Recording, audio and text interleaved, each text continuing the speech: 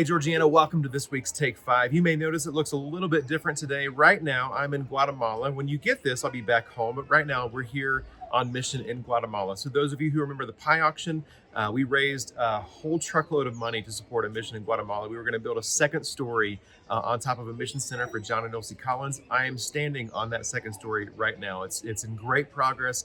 A lot of stuff coming together. Should be done in the next few months or so, but it's super exciting to be here. And so I wanted to come to you from Guatemala, from the second story that you helped build. So super exciting. So right now we are in 2 Peter in Take 5, and I want to just go ahead and move ahead with the scripture for today. So it goes like this: 2 Peter chapter 2, verses 4 through 6. As you come to him, the living stone, rejected by humans, but chosen by God and precious to him, you also, like living stones, are being built into a spiritual house to be a holy priesthood, offering spiritual sacrifices acceptable to God through Jesus Christ. For in Scripture it says, "See, I lay a stone in Zion, a chosen and precious cornerstone, and the one who trusts in him will never be put to shame." So Peter is writing in this letter, he's really encouraging early followers of Jesus about how they move forward in their faith. And so he writes about this stone that Jesus is, and in other translations it'll call it a cornerstone. Jesus is this cornerstone, and we are also living stones. So the question that we should ask ourselves is, what are we building with all these stones, right? What's the construction project? And what Peter is getting at is Jesus is the cornerstone for a whole new temple.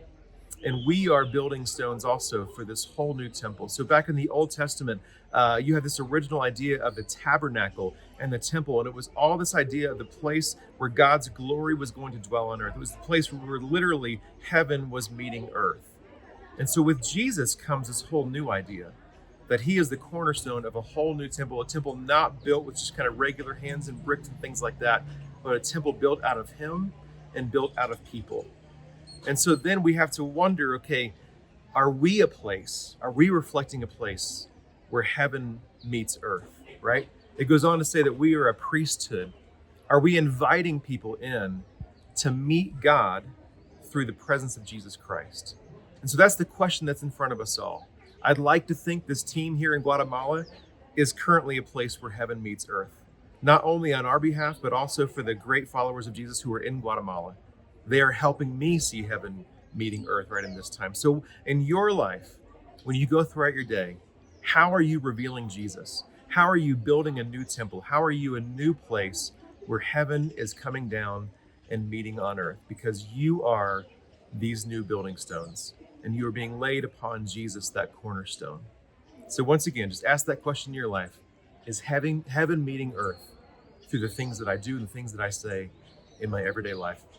Georgianna, I love you. I'm so excited to be here, but I'm also so excited to come back and be with you. We'll see you next week.